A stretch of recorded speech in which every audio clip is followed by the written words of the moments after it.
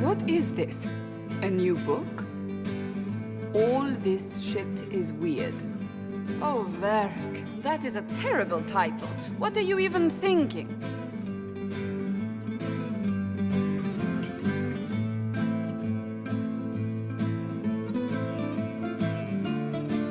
The sky churned like a rolling sea on a dark and stormy night, centered on a gaping hole that led to the arse end of nowhere.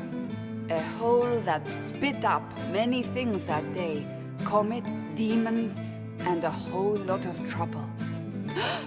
It's about the Inquisition.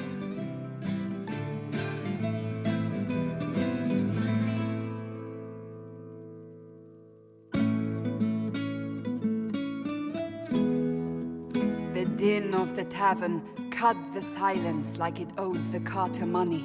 In the middle, in her element, Red Jenny. She looked me up and down, mostly down.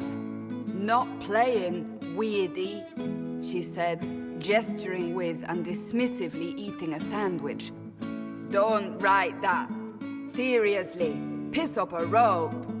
Sarah made the subtext text, which suited me fine.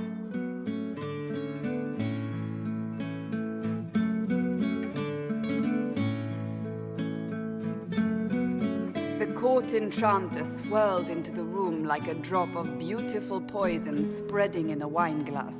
She sized me up with a glance. "I'm so glad you made it, my dear," she said. "I am Madame de Fair, the most terrifying person you shall ever meet."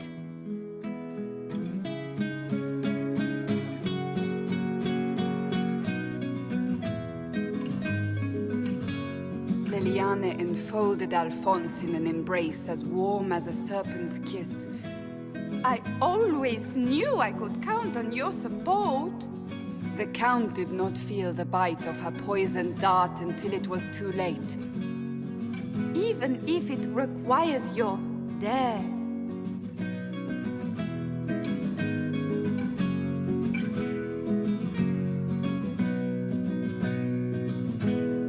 Drops of rain glistened on the griffin medallion grasped tightly in Blackwall's hand. "The silverite wings of valor, they mean nothing." He flung the medal to the cold and uncaring ground. "You don't know what I've done. You don't know me." So romantic.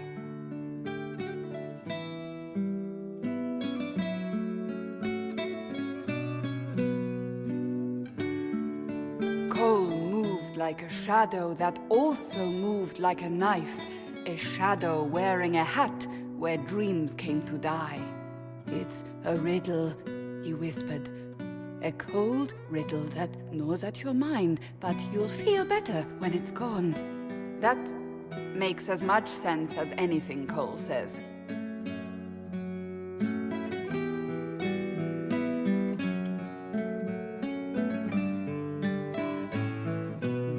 Place your herald above the law, ambassador. Whose law, my lady? Josephine's eyes glittered like angry opals. The law destroyed by rebellion, by civil war, by poor fiscal management. We are the law.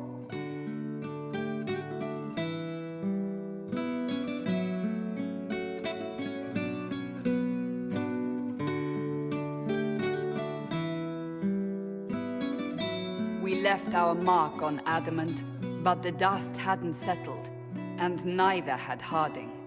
"I can offer you a drink, if I catch your meaning." "If you'd caught my meaning, you'd have offered a double." What is even happening here?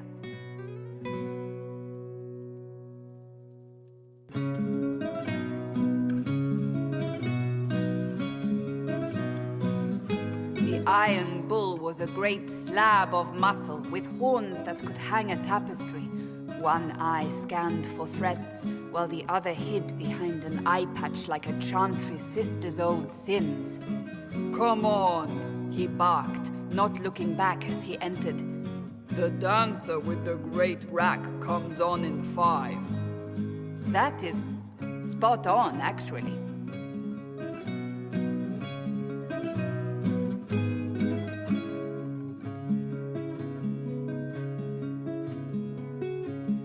The commander had the look of a Templar who had seen the worst of humanity, yet still had the time to style his hair. "This isn't just a war," he said, his gaze steely like a dull blade. "It's the only war." Cullen!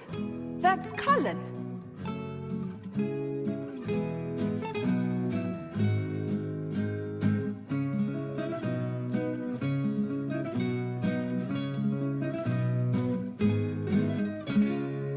The mage wore a class of handsome sneer cultivated by 1,000 years of Tevinter elitism. "The name's Dorian," he glared.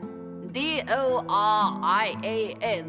Spell it right, you marble-headed lump, or it's toad time. A toad? That's hardly credible.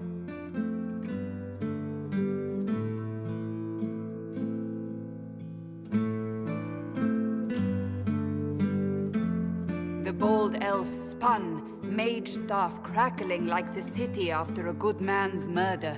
"You're crazy!" the Red Templar cried in terror. Moonlight glinted off ears like the knives you never see coming. Better to fade out than burn away.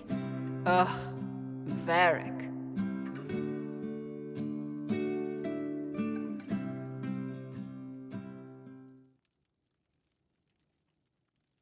Wait, where am I? I don't... Oh, here it is. The Seeker clutched at my vest, her tears as desperate as they were pitiful. "Varric, I was wrong about everything," she sobbed. "Could you find it in your noble heart to forgive me?" That dwarf, he put me in the book! I'm in the book! I am reading the shit out of this!